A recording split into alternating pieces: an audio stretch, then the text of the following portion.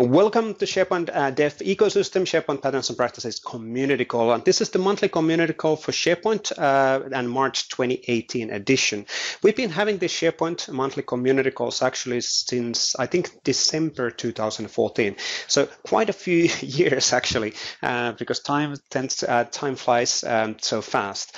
As you've probably seen, and we're going to go through that as well, we do have plenty of other community calls in the SharePoint Dev ecosystem as well. And it's always up to you which of these you actually want to join. All of these community calls are getting recorded, so you can actually just within 24 hours the recording will be available within the YouTube channel.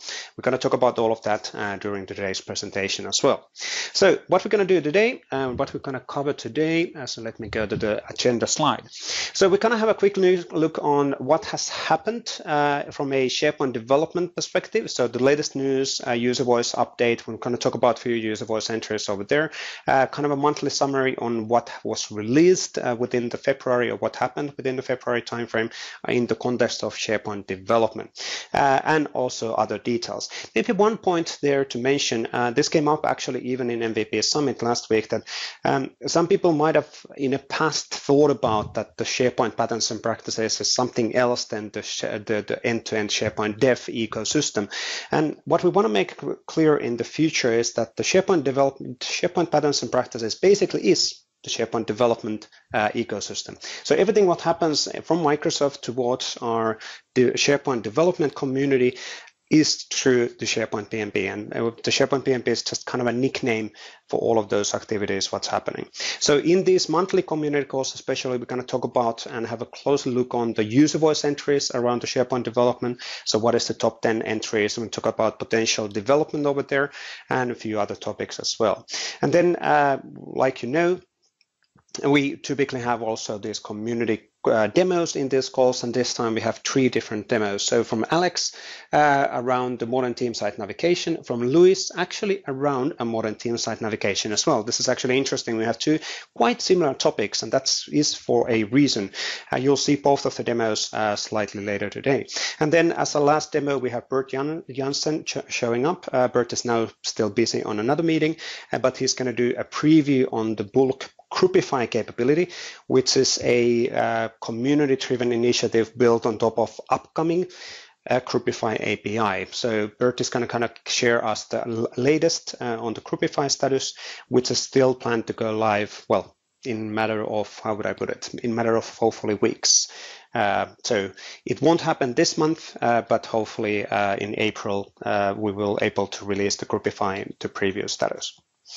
Now, let's actually moving on the actual topic. So one thing quickly, just explaining how the SharePoint dev community actually works. So SharePoint Developer Group is in the Microsoft Tech community. This is a great location for asking assistance, having a discussion on topics, what is the right thing to do and what is not, what is the recommendations from others on to certain topics. Now, we do have then 2 different bi-weekly SharePoint special interest groups. And these are mainly because we realized that we started running out of time for Q&As and started running out of time for having a open discussion with the community in these monthly community calls.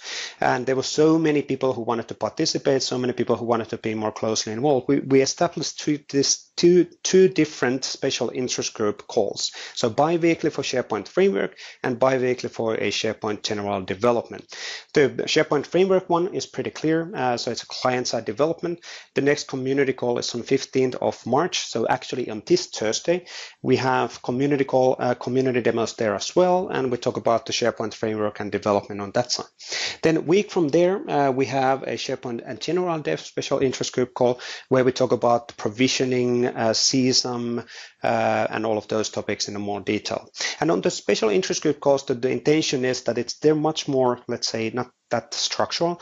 You're able to potentially unmute yourself and having a discussion with the people in the community.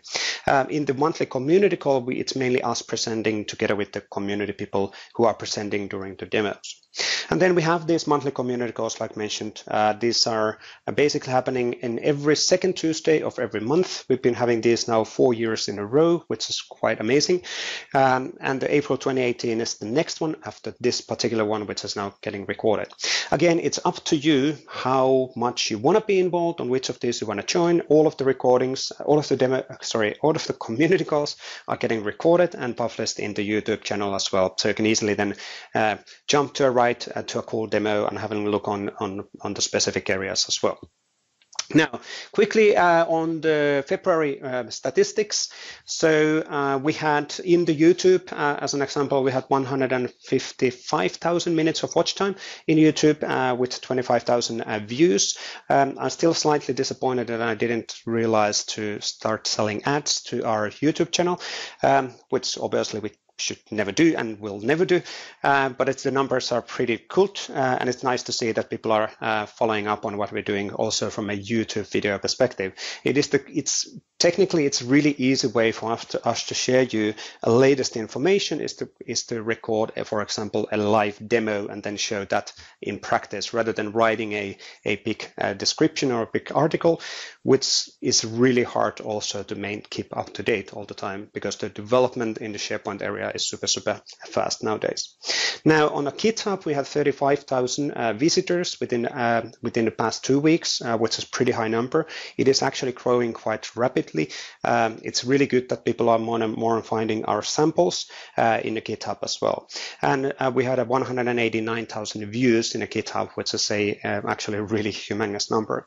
On the docs.microsoft.com, which is the official location for all of the SharePoint development documentation, we had 781,000 or more than 781,000 views in the last month. And this number is keep on growing all the time as well. I'll come back on that one slightly later, but please, if you, as an example, if you find issues within our documentation, please let us know. We really want to address what are the gaps which we have in our documentation and additional guidance and provide you additional guidance as needed based on your input. If you've been following up on the PnP stuff for years, you know that we have some reusable components and controls. Nowadays, these are, well, I wouldn't say a small part of the thing, they're absolutely widely adapted as well. For example, the true PnP components, there was 8.8 billion HTTP requests coming through February. We will break the 10,000 unique tenants using the PnP CSAM or PnP PowerShell within the March, or that's the prediction right now. And most used capability is no doubt the provisioning engine, because people need to be able to automate provisioning of sites and site collections within SharePoint Online. Now, moving on things. So, documentation and guidance. AKMS SP Dev Docs. I promise to keep this in every single presentation, what I do for probably years to come. Please remember AKMS SP Dev Docs or docs.microsoft.com/SharePoint. And this is the location where we will eventually also have IT Pro documentation. Right now, there's SharePoint development documentation. MSDN as a platform will be shut down or locked down. And this is the new location where people can actually contribute. You can submit a pull requests to update typos or actual content or even new articles, and that's super important as well. So, and in here, as an example, if you find any gaps or if you find any issues, you can always submit a pull request, which is basically a change suggestion, or let us know using our issue list. And really important thing around here is the issue list tracking, which we're trying to move towards more and more in the future. So whenever you run into an issue with SharePoint Online, please let us know. Please go to the AKMS SP Dev issues list and give us sufficient amount of details so we're able to investigate. This issue list is getting automatically copied and automatically synced to our Visual Studio Online, and we do have twice or 3 times in a week, we do a triage where we actually assign these bugs to our specific engineers in the SharePoint Online or in the Redmond, and then we investigate the stuff one by one. Sure, every now and then it would be great if the issues would be resolved faster, but the number one thing what we're asking from you is please please let us know, A, if there's any issues which you run into, or B, if there's also any suggestions which you want us to improve, for example, in a SharePoint dev documentation side. Pretty recently, one of the topics which I wanted to explicitly call out is that we're getting, as an example, there was a lot of discussions in Twitter during weekend that people are getting 429s. So we've been getting 429s for weeks and months. And then if we go to the issue list, we're not seeing any reports.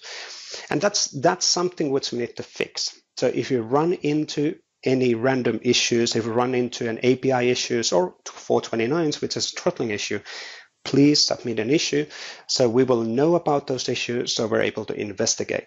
And also within the issue template, we're asking a sufficient amount of information. So for example, your tenant details, when did something happen, and all of that. So we're able to open up that discussion. So we, from an engineering side, are able to help you rather than having a random discussion in the Twitter.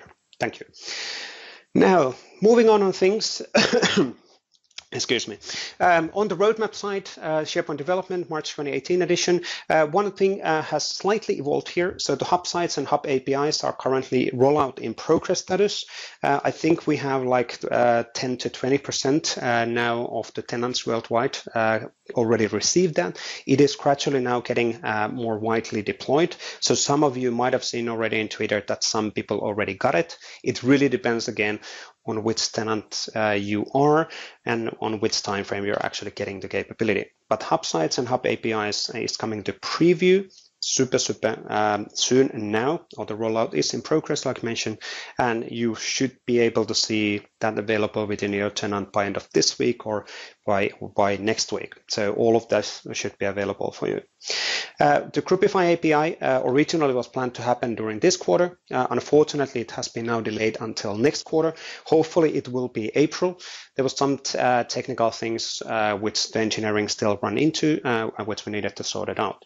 But it's hopefully going to happen now. The preview will start hopefully in April. Today, however, Bert is going to do a quick demo on that topic as well. So he can show you some goodies which are waiting so you to get access whenever the Groupify API is getting to the preview. Now, on the user voice side, quickly, I'm going to talk about two of these items. So the top 10 list hasn't actually changed since last month. Obviously, there's more votes on certain things, and we are absolutely following up on this one in general as well. The REST API for managed metadata and taxonomy is absolutely, we are aware of the ask, and it's now just a matter of getting it prioritized in our development cycles. We're looking into doing that. Now, I can't promise when and how fast that's going to happen, but one of the things what we're looking into doing during this fiscal year and next fiscal year is to really concentrate on the ECM capabilities. And when we concentrate on the ECM capabilities, enterprise content management capabilities, we obviously need to also concentrate on taxonomy. And when we concentrate on taxonomy, the REST API is absolutely one of the top things being asked there. Now, there's two items on the list. Item number 4, which is support for .NET Core with CSAM. A small update on that one, depending on if you joined on last Thursday's special interest group call.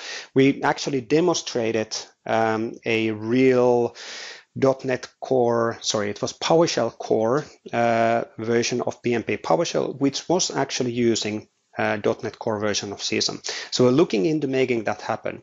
That particular demo on last Thursday was, however, based on not engineering code. It was based on community-driven code as a technical mock-up. Right now, what we're doing is that we're trying to figure out how to make that happen natively within the engineering, so it's fully supported. And after that, we'll get it out for you in the official channels. The second point maybe to call out here is the enable support for lookup columns in other webs in REST API. So this is one classic request what we are having, and this one actually we do have a solution for this one. So there is a list, there is a render list data as a stream method in a list, and that's something which we haven't done a good job of documenting, which we will fix relatively soon, hopefully within a week or two, which actually does resolve you to lookup columns to other webs as well.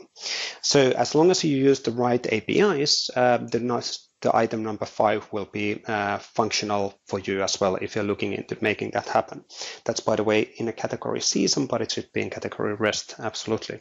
But on that one, the item number 5 will have more documentation available on that one, hopefully within a week or 2, so you'll know how to make that stuff happen within your customizations. Good. Good. Moving on things. So March 2018 release summary. If you go to dev.office.com/blogs, you will find a long list of things what we actually were doing during March 2018 and what were the changes across SharePoint framework or the PnP components or any other things related on SharePoint development area. So the blog post is really long.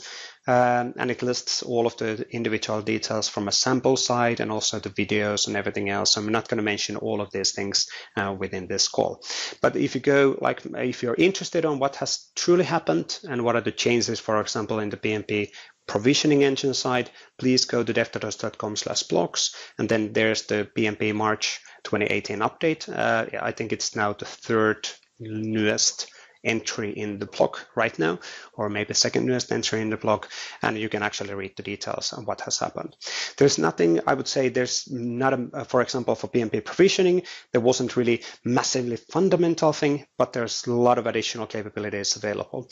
Maybe the biggest changes within this monthly side were roughly 50 new PnP commandlets, which is quite a lot. So Erwin van Hoonen really worked on including some of the additional commandlets which community was requesting. Good. And on the video side, quick list of things.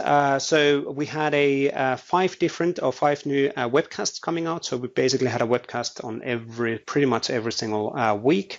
We used to do this once in a week. Now we're doing once week or once bi-weekly, just for the sake of it, because we're getting kind of slightly out of control on the, or we have some resourcing challenges every now and then of getting the webcasts out. But there's a good new webcast. Yesterday we released a webcast around consuming SharePoint Online via Microsoft Graph. So if you are interested on that kind of direction, it actually explains what are the capabilities and what are the APIs exposed to Microsoft Graph from SharePoint Online.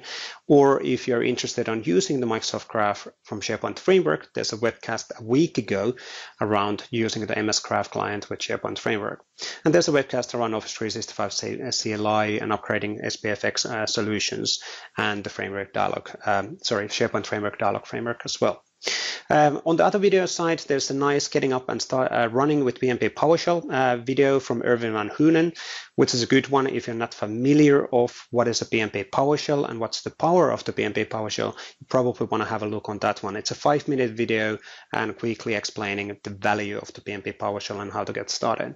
And also there's an updated SharePoint Framework tutorial around the setting up your development environment, which is now up to date on matching the latest around SharePoint Framework, because we, as part of the 1.4.1 release of SharePoint Framework, we are now you're able to use Node 8.x as your version, and there's a few other version updates on the development environment setup as well.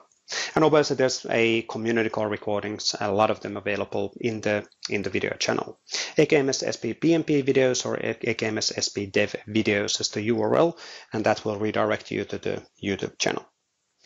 This month, we had the all-time record on the recording, on the contributions around the SharePoint dev topics in our community site. So these are all the people who contributed on our community efforts within the last month. And that is a massive number of people. So I'm not going to call you out explicitly one by one. I'm just going to say thank you, thank you, thank you, thank you, because you are actually making all of this possible.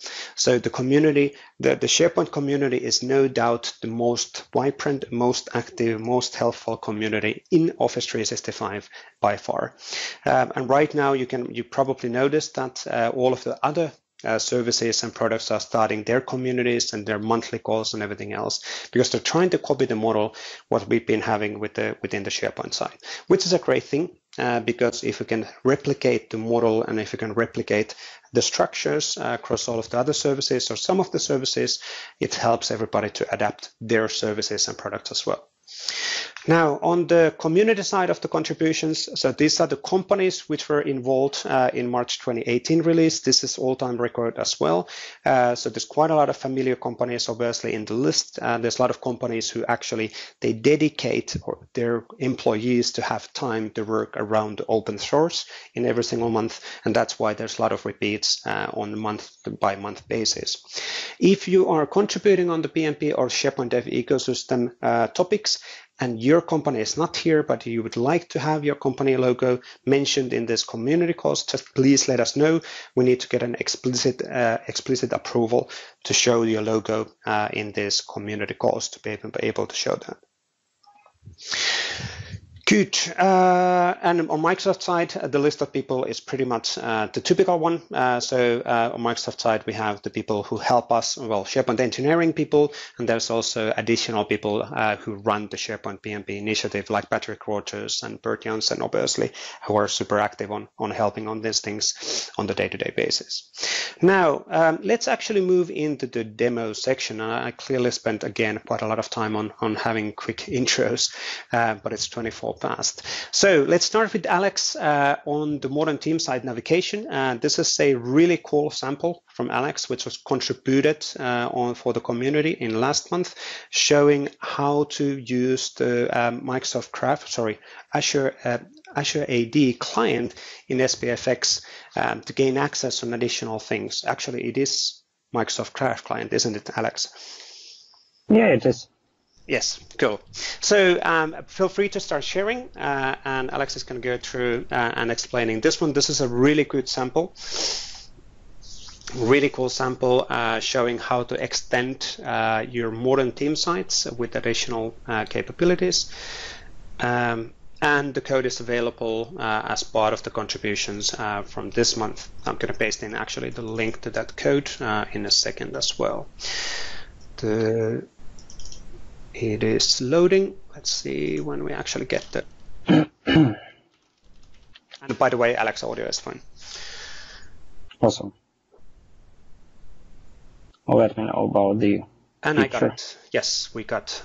We can see Skype. I can see myself on your Skype screen. That's always. Okay. Okay. So hello everyone. My name is Alex Terentiev. I'm from SharePoint list, and I'll show really, as always, quick example of new API that was released in 1.4.1 of SharePoint framework.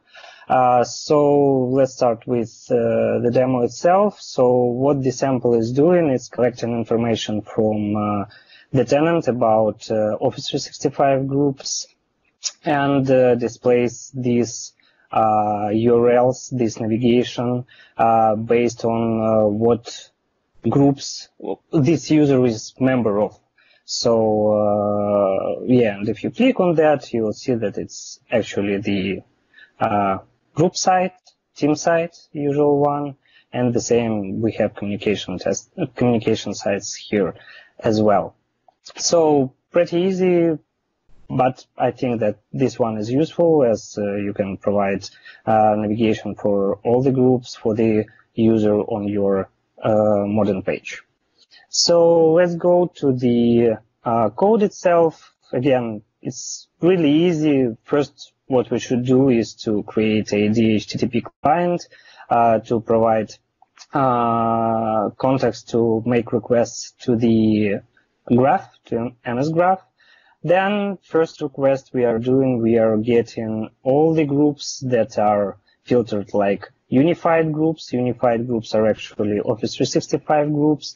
And for this URL, I would say thanks to Elio, because I have found it in his blog. So I didn't need to create it by myself, like one by one, just copy it. So when we got requests, we got all the groups, but there is no information there about the site itself, like site URL and site title. So we need to do additional requests to get site information from each group.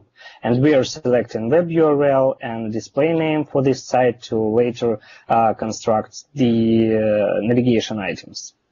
And Then, we are collecting what requests to do for each group, and then we are requesting all this information one by one. And when all the information is there, we are just collecting the display name and web URL, and in the control itself, we are just creating command bar with the specific items like groups in there. There is also, if you look at the code, there is also a huge commented part, because batching for groups doesn't work in MS Graph for some reason right now. That's why here, we are requesting information separately for each group, but it's not the best decision. So what I was trying to do first was like that. I was trying to batch and make all the requests in one request, like for each group get the site, for the other group get the site, but I'm getting this one.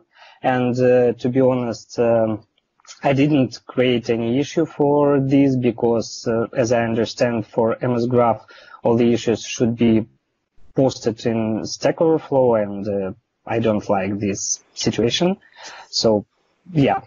And the other thing I wanted to mention about the code, as you can see, I'm using fetch method here, not get method. I can't reproduce it with some specific steps, but for some reason sometimes get method of AD client makes header method not get but options, so it doesn't return value in that case. So I don't know why, but fetch works always, because I'm setting get method by myself. But when I'm using get right here, like get API, in that case, sometimes it's options in method header. So don't know why. About the Alex, permissions. Sorry for jumping. Can you go back on the UI just let's go one step back and repeat the value. And one thing what I wanted to ask, because nobody's not asking that one in our window, and I'm going to answer that by myself, but I'm just putting myself on a different thinking. So if you open up the browser still, so now here we are able to see the navigation nodes in the top, and the whole point of this one is that in this particular customer scenario, customer has said that basically, hey, I want to have all of those groups visible in the cross-site collection navigation, which I have permissions, right? Mm-hmm. Yeah. So this is automatically basically querying per persona perspective the graph to gain access on all of the other group sites, and then shuffling or listing them in the navigation. Now, the question then, which hopefully somebody might be thinking, is that, well, what about the hub sites? And hub site is coming pretty soon. And yes, but that is a different scenario. So hub site is something which is then controlled by IT, and you're able to associate a site to the hub site. And sure, you will actually get a navigation from a hub site. The navigation in a hub site, however, is static links. It is not permission aware, and it's not dynamic. It's basically static links, taxonomy links, or links which is set in the hub site level, and then that is getting pretty much visible in across all of the site collection which are associated to the hub. So the difference is slightly, so there's a clear difference on, let's say, on the business logic behind this implementation and the hub site. Yeah, and this one, like hub sites, is more for logical structure, and the navigation there is for logical structure as well. And this one is just like for all the groups that user has access to. Yes. Yeah, so slightly different scenario. Yeah. And there's two questions which are on the iron window, just jumping quickly, closing them as well. Is this applicable for SP sites created through MS Teams? The answer is actually yes, because SP times created through Microsoft Teams are groups, so you would be able to do this kind of things in there. So this is a modern team site, and modern team site has a group behind of it. And in this case, like mentioned, we're listing the groups which the same person, in this case Alex, has also permissions on the navigation.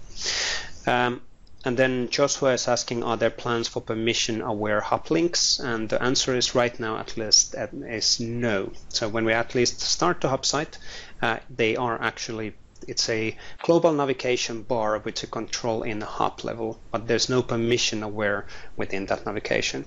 So from that perspective, whatever you're seeing now from Alex is super, super cool.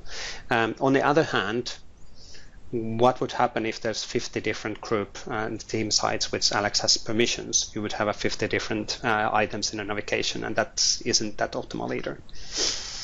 Yeah, of course, but it's just a sample to show how to start if you really need to implement such scenario in your exactly. environment. Yeah, and all the environments are different. Yeah. And sorry, Alex, I'm stealing your time slightly here as well. This is a good discussion. Yeah, that's fine, because usually I'm like just 5 minutes and I'm done. So in that case, this is all my 15. Yeah, that's good. So Pew is actually Pew Camera is asking that can we hide the global navigation in hub level? And the answer is hub site right now do not support of having a hub association without the global navigation. That could be potentially something feedback to provide whenever we start the preview. So good input. But Alex, on your case, I think the main, we don't need to deep dive on the technical implementation, but this is really important what you're actually showing here in the package solution, because this relates on the 1.4.1 version. Yeah, and one thing I wanted to show is just like what permissions we need to do these operations. First of all, we are reading groups, and also because we are reading sites, we are reading directory. So these are two types of permissions we need to request for our application, and you will see these requests right here in your admin for SharePoint. The thing that I actually don't like, if you have multiple versions of your solution and you're upgrading it in App Catalog, you will see this request all the time, even if they are approved. Yes. So it's some kind of issue, or I don't know. I just wanted to show it to you. Yeah. So this is something which we in the engineering side are aware. This is preview UI, and we obviously need to, if the permission already exists, we just need to ignore the permission request. So, but you're absolutely correct. That looks funky, because why would there be two requests on the same directory read and all permission? Yeah, and that's actually it from this sample. So I believe it might be helpful for guys in the community. Yeah, so feel free to use.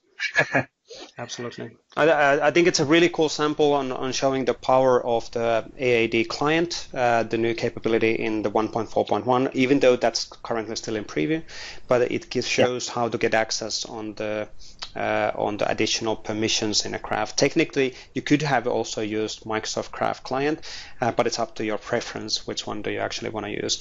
If you use the Microsoft Graph Client, then you use the Graph.js style API, but then if you use the Azure AD client, then you can use the REST APIs like Alex was doing in his code as well. Yeah, I decided to use it because it also shows how to do another types of requests to the third-party endpoints as well, not only to the graph. But the graph is easiest for samples, and it's the most, I believe, popular scenario of using it. Absolutely.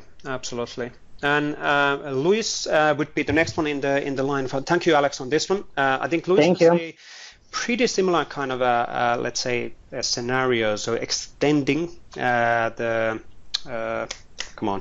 group site experience with an application customizer, but the business scenario is slightly different. So Luis, can you start? Hi guys. Cool. Yep. Order is fine. Okay, thanks Wes, I'm sharing my screen now. So I just upgraded you like you noticed, so sorry for that. Slightly delayed. No worries.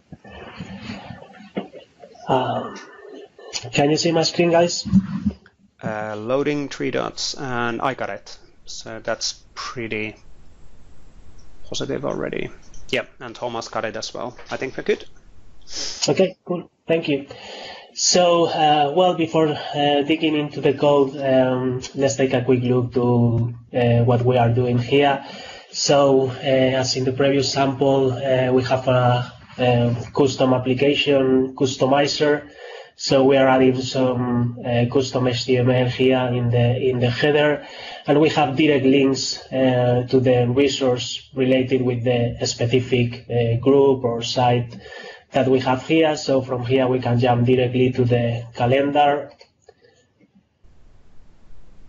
or directly to the notebook.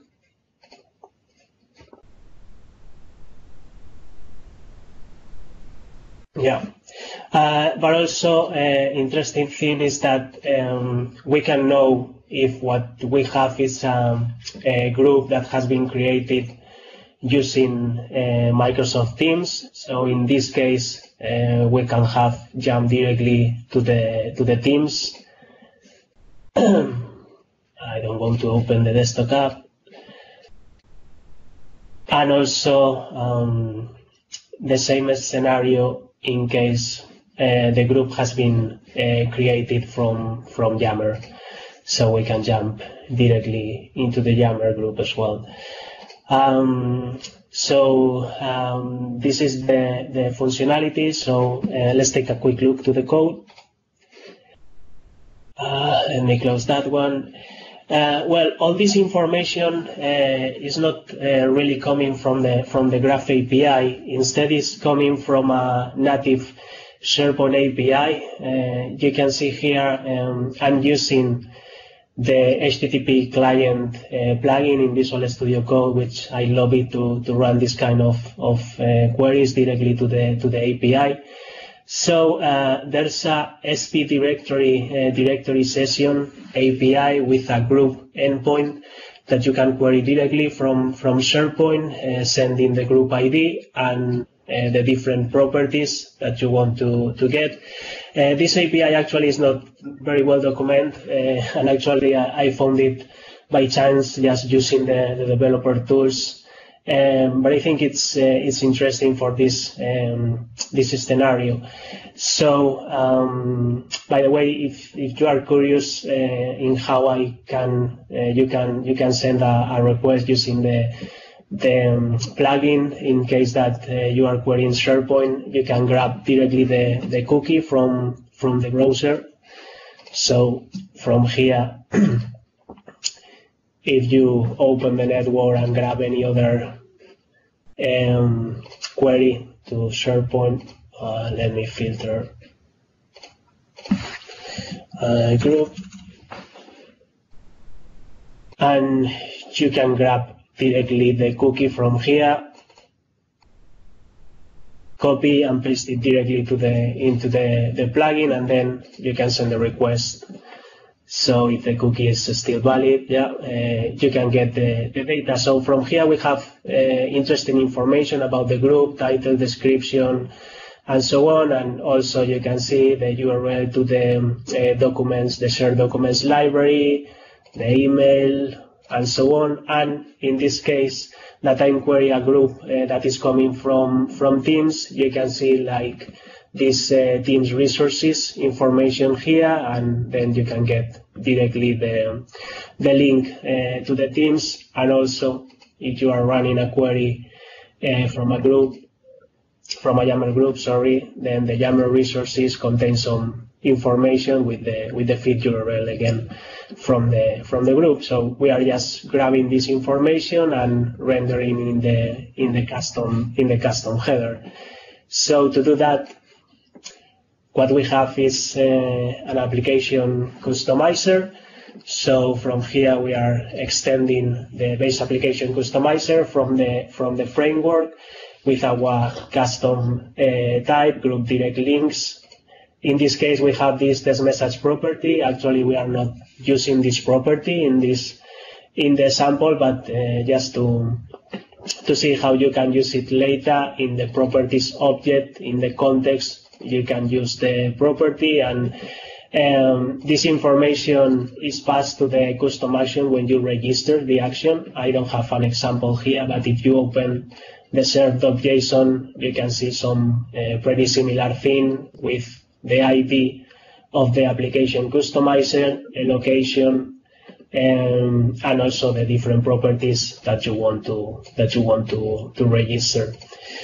So on init method, what we need to do first is to subscribe to this placeholder provider change event. This is an event that is going to fire every time that the framework is changing the placeholder, and this is something that the framework can do at any time. Not always we have the same placeholders in the page. So we need to subscribe to the event and saying, okay, if something changes, just call my render placeholder function. Also, we are forcing to execute the render placeholder once, and what we are doing in this function, first we need to check that the placeholder is available, and in case it hasn't been created yet, we have to try to create it. So in case the placeholder is undefined, but the placeholder is already in the placeholder provider, there's a couple of placeholders so far, the top and bottom for header and footer.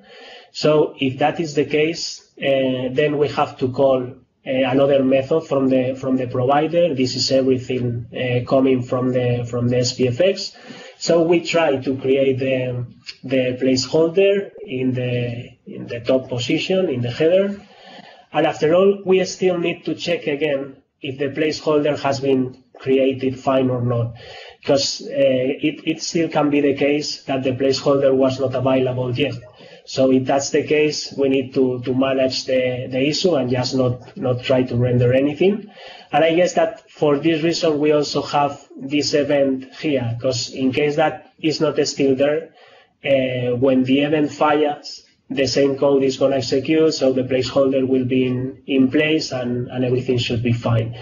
So after all, if the placeholder is already in place, we just need to inject in this case, a React component that is rendering all the different links. So if we jump to the React component, what we are doing here is, well, in the constructor, we are just setting the state to empty. And in the component did mount, we are calling the API that we've seen to get all this information. So the group ID is also coming from the context, the application customizer context, page content, site group ID. And same for the site collection URL. So with these two variables, we can compose the call to the API and get all the different information. We are using the await keyword, so that way we don't need to deal with promises, and I think it's more friendly. The method has been marked as async. So we just use the SPHTTP client to fetch the data from the API. And once we get the JSON response, we are just mapping the information from the JSON object into a type object. This is an interface that we've defined here with the different fields that we want to use later, the calendar URL, documents, jammers, and so on. So when the data is in the object, we just return this data. So when the component did mount has finished the call, as usually with React, we just update the state of the component with this information, and then in the render, we are just checking if we have the information. If this is not available yet because the API is still running, we just return empty. And in other case, we are creating different action buttons. This is using the Office Fabric UI that I really recommend it, because it gives you the same experience that in SharePoint, consistent experience. So we are just creating different actions button with the links to the resources related with the groups. And well, we are just using some styles on here to float the container and render the links at right-hand side. So I think that's pretty much everything.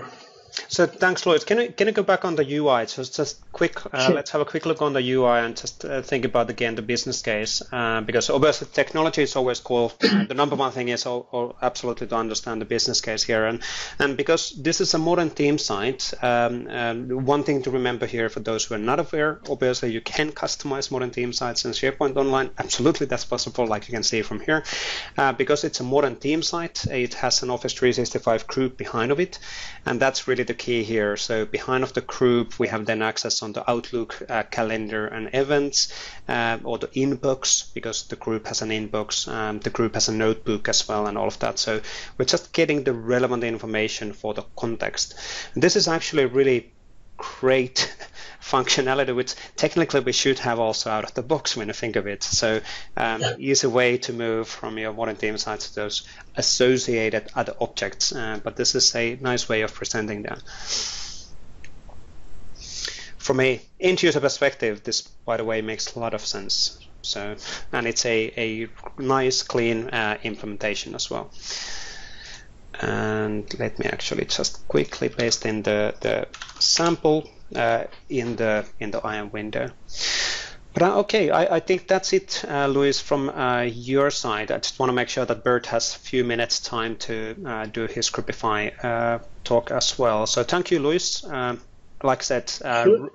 relatively simple, not taking any value away from what was done, but it's super powerful business scenario, and absolutely makes sense that people would like to have one of those things in their implementation.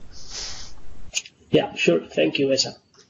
Thanks, Luis. Cool. Bert, welcome. You are at the Redmond. It's good that I was there last week, and now you'll be there. And yes, in sunny Redmond. Yes. So it was 20 degrees yesterday, so that's nice. Yeah, it was pretty decent last week for a few days at least. Right. So. Can you guys see my screen? Yep, we got it. All good. All right, it's good. Really quick. First of all, what is Groupify? Just to give an introduction, Groupify is an internal name, and essentially it means being able to connect an Office 365 group to an existing site that does not yet have a group. So everyone has like a ton of team sites in their tenant, which are not group connected, compared to if you create a new modern team site, it gets a group by default. So Groupify allows you to backfill groups to existing team sites, and at that point, due to the group connection, you enable things like a planner, like Teams, like a mailbox. So the services connected to a group become available for a SharePoint site as well at that point. So that's what it is. Now, you can Groupify from the user interface once it's available, and it will be available fairly soon. But you can imagine, like, if you're a big company having thousands of site collections, you don't want your end users or your site owners to click on a wizard and run through steps in a wizard to Groupify their site. That really doesn't scale. That leaves room for error, leaves room for interpretation on which is the alias I give to the group, etc. So that's why we did some work on what we call a bullet Groupify process. And there's 3 phases. I call them understand, prepare, modernize. So understand is do a scan of your tenant to understand which sites are ready to Groupify. Not every site can be Groupified, and there are some things that might, there are some blockers in your site that might prevent it from a successful Groupify. So do the scan, review the outcome. Based on that outcome, you can prepare. And preparation in this case is building an input file that will serve as kind of the driver of the bullet groupification. And we'll show these things in a minute. And validate the input file. So the input file, for example, has like group aliases. Now, a group alias is unique across your tenant, so you need to ensure that there's no duplication or no used aliases, etc. Once you've prepared the input file, you validated these things, you can do the actual groupification. And I call it modernize because Groupify is just one of the things that are part of a modernization flow. So if you want to truly modernize your classic theme sites and kind of have them equivalent to a modern theme site, you need to do three things. You need to enable modern UI, so enable modern list and library UI, one thing. You need to connect it to a group, which is Groupify. And the third thing is you need to modernize your pages. So you have classic web art pages, wiki pages. You need to build modern equivalents for those pages. And you will see more coming from our side around the whole modernization story and more tooling and guidance as well. So, but now let's go to the Groupify. Let's have a quick look at the scanner. I'm just being cautious of time.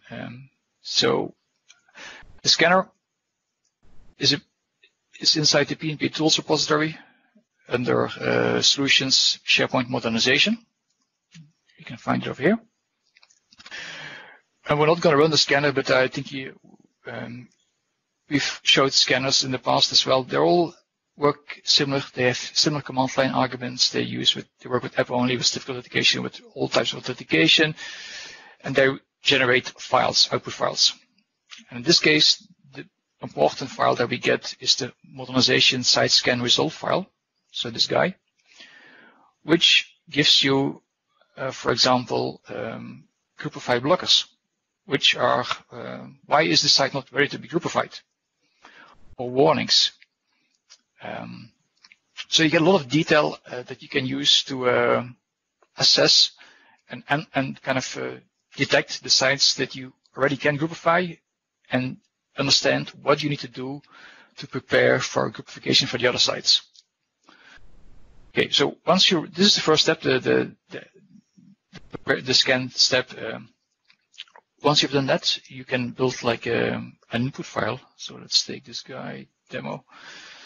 So based on the output of the scan, you can just say like, I want to groupify a set of sites, like this one, PnP demo 1, PnP demo 2, give them an alias and tell whether they should be public or private. So when you do build a groupification, you have to choose that yourself. Once you have your file, you can do like a little verification. So if I just call the validate input and say demo CSV, this is a quick check, just connecting to this to the actual tenant, verifying the sites. Right, this is done. This looks good, all green. So let's do the actual groupification. So let's call Groupify site. It asks for URL again. So our demo.csv. Hit enter, and it starts. It connects to Azure AD because it will do some group manipulation in the back. So this is running. While this is running, let's have a quick peek at what it does. So I'm going to go to the Groupify site. And I'm not going to run through all the code. This is a PnP PowerShell script, and the reason why we opted for a PnP PowerShell script is because it gives flexibility. Because when you groupify, you want to do this as kind of a modernization of your site, and you can do additional things. So what does this sample do? It will ensure that the user that is groupifying has access. So groupification only works with credentials, so we cannot grant ourselves access. We are doing some checks like can the site be groupified. Then we are ensuring that modern is enabled. So if you have disabled modern UI, for some reason, we're kind of undoing that and enabling modern UI, and because a groupified site is using a modern UI, right? Then these things are marked as optional, and this is where flexibility comes into the play. As part of Groupify, you can deploy SPFX applications, web parts, application customizers like the one shown before by Louis. You can create your new modern homepage. So you can kind of this modernization work. Then we call the Groupify API, and then at the end we set the permissions. So this is an important thing to understand with Groupify. So if you use the user interface, the UI will ask you like who should be the owner and who should be the members, and the UI will add those people to the respective Office 365 group that gets created. The bulk API, however, the actual API endpoint, doesn't do all these things. So that's why they are built into the script. So this script does work kind of similar to the user interface. So it will add the necessary people to the group. And that's why we had this connection with the Azure AD PowerShell as well. So let's scroll a little bit down. Just showing you this is, for example, the part where we deploy an SPFX extension. Here we create a new modern homepage, a very simple one. Just going down a little bit. Here we do the Groupify call. Add PnP Office 365 group to site. Then going a bit more down. Here you see, for example, the group owner configuration. So we're adding people to the Azure AD group owners and to the Azure AD group members over here.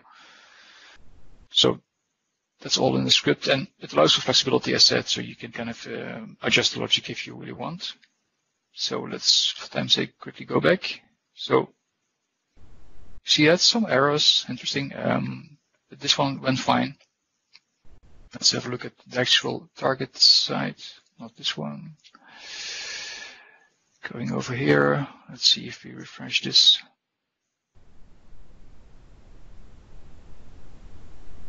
So you see, okay, the site got Groupify, it got your custom new homepage, it's connected to a group now, site information. You see it as a group, it's a public group. I love your design skills on the new welcome page. So. Oh yeah, I spent hours thinking with it, and yeah, I'm glad you like it, Vesa. Yeah, absolutely. Yeah, we can sell this. This is very good. Yeah, absolutely. So it was really short, but I think the key message is there is guidance for you to do like a bulk Groupify for all your classic team sites, and you need it because you don't want your end users to do this manually one by one for your if you're a bigger customer.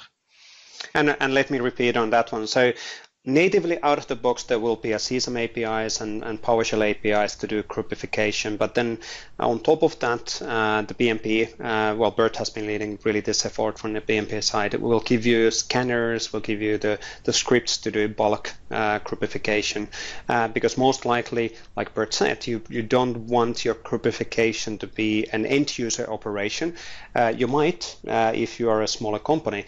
But in many cases, customer want to have centralized control on which of the existing site collections they want to have groupified and which not. And all of these scanners and everything else will actually help on making that then happen. Yeah, and this is a bigger part of site modernization work that we're doing, and that you will hear more from us about in the future. Like, how can I really bring my old sites forward into the modern world? Absolutely. Yes, that's one of the big themes in the whole SharePoint PnP for the spring, is to think about and helping people to adapt the modern customizations and modern ways of doing stuff, and really consider how would I, if I have an existing portal, what would be the comparison in the modern experiences for that, or what are the limitations there, or are there limitations, and all of that. So you'll see more and more guidance on all of that, on that topic during the spring. But I think that's it for the demos, and we went a few minutes on top of the hour. I do apologize on that. But I think that's it from this monthly community call. Like mentioned, we do have a next special interest group call already on this Thursday. That is a SharePoint Framework special interest group call. There's some cool demos coming up on there as well. And that's where we concentrate mainly and only on SharePoint Framework and client-side development topics. And then the next monthly community call, I think it was 10th of April. But if you follow up on the Office Dev Twitter tweets and our Twitter tweets and social media and blogging entries and dev.office.com/blogs, you are able to follow up on what's happening and when. But thank you, Alex. Thank you, Louis. And obviously, thank you, Bert, as well, for taking the time on your trip on Redmond to drop by and do the demos. And thank you, Alex and Louis, for your demo time as well. Thank you, everybody, for joining. We'll have the recording available in the YouTube channel within 24 hours. Like typically, we will post a social media note when the recording is available. But thank you, everybody. Thank you, and thank you for your constant feedback, and keep the feedback coming in the future as well. Thank you. Bye-bye.